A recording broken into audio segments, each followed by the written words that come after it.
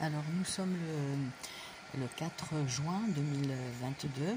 Récemment je suis cible donc de harcèlement électromagnétique et de gang stalking, un harcèlement global d'une violence inimaginable, inconcevable pour les gens qui ne connaissent pas.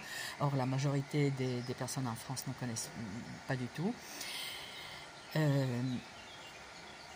Vous avez une source très intéressante concernant le volet violence psychologique dans le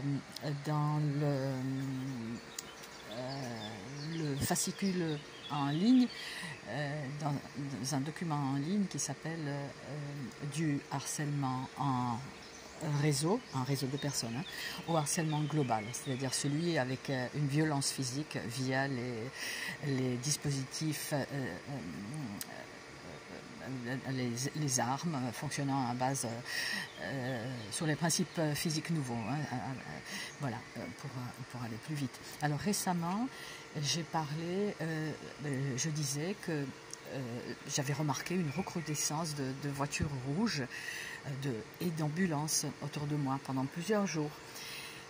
Et souvent, ceci peut dans le temps d'ailleurs, c'était suivi des violences physiques, donc des agressions, des tirs par des armes à énergie dirigée et par d'autres dispositifs d'attaque et de torture à distance. Et là, ces derniers temps, comme j'en ai parlé, le réseau va faire le contraire ou ne va pas réaliser ces desseins funestes. Mais voilà, c'est intéressant qu'aujourd'hui, je me retrouve là, devant chez moi, avec ces deux gros camions.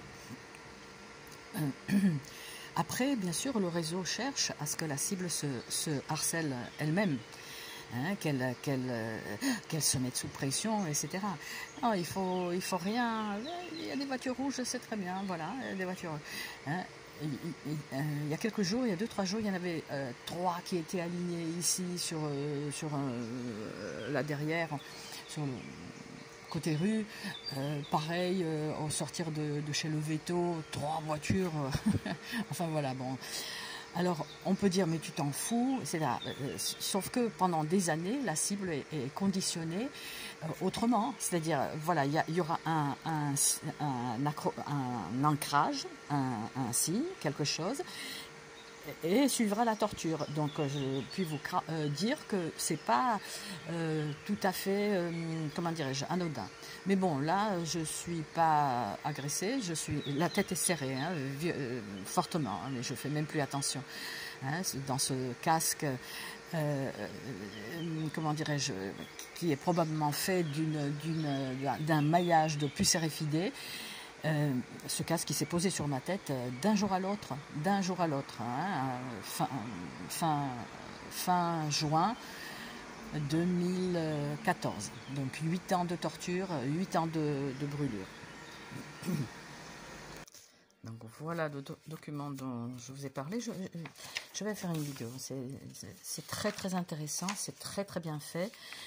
Vous allez voir, je peux vous le montrer. Il est travaillé, comme tous les documents importants qu'on peut trouver sur le harcèlement. Voilà, c'est très très intéressant. Ça a été un peu bachassé par je ne sais trop qui, des tâches un peu bizarres, voilà, des tâches, voilà, lors des intrusions à domicile, sans effractions, c'est ça, sans effractions, je sais jamais. Voilà. Donc voilà, et non, les tarés, c'est pas nous. On voudrait nous rendre fous, folles. Mais voilà, il faut se défendre, il faut apprendre à connaître ce harcèlement, il faut comprendre les mécanismes, et après ça va mieux. Après, bien sûr, reste la violence physique, ça c'est encore autre chose. Voilà, donc on torture en France sous couvert de secret défense. Il s'agit d'une criminalité étatique, elle le dit bien aussi, Jocelyne Abadi. Les États sont impliqués. Et ils se tiennent par la barbichette parce que le premier qui qui trahit le secret, qui vend la mèche, eh bien, enfin, je sais pas. Hein. Bon, on verra, on verra, on verra. On verra s'ils sont tous pourris. On verra, on va voir. Et voilà, allez, ma petite contribution aussi dans cette revue très particulière. Ma foi, il faut s'accrocher parfois, mais bon, elle a bien voulu... le rédacteur en chef, Rock Soccer, très connu sur les réseaux, a bien voulu publier mon texte. C'est comme ça que marche la revue, c'est-à-dire il y a des gens qui... Ça, c'était très intéressant, hein, vraiment passionnant.